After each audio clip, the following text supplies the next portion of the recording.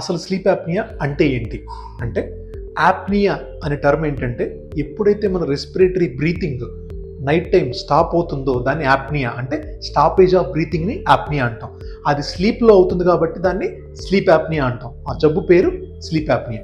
ఈ sleep apnoea ఉన్నప్పుడు ఎలా తెలుసుకోవాలి, మీకు ఏ ప్రాబ్లమ్స్ ఉంటాయి, నాకు స్లీప్ యాప్నియా ఉందా అని మీకు డౌట్ రావడానికి main first factor body mass index. BMI more than 30 ఉన్న వాళ్ళకి ఈ స్లీప్ యాప్నియా ఉండే అవకాశం చాలా ఎక్కువ. 2, స్నోరింగ్. నైట్ టైం స్నోర్ చేయటం, రెగ్యులర్గా స్నోర్ చేయటం, ఇది బెడ్ పార్ట్నర్నే అడగాలి. ఎందుకంటే స్నోర్ చేసే వాళ్ళకి వాళ్ళు స్నోరింగ్ కానీ గురక పెడుతున్నారనే విషయం వాళ్ళకి తెలియదు. ఇంకొకటి excessive day time sleepiness.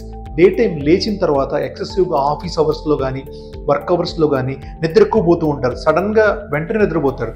So ఇలాంటి ఎక్సెసివ్ డే టైం స్లీపీనెస్ ఉన్నా కానీ. ఇంకోటి నాన్ రిఫ్రెషింగ్ స్లీప్, అంటే పడుకొని లేచినా కానీ అంత రిఫ్రెష్మెంట్ అంటే యాక్టివ్గా ఉండరు, వాళ్ళు డల్గా డిమ్గా ఉంటారు.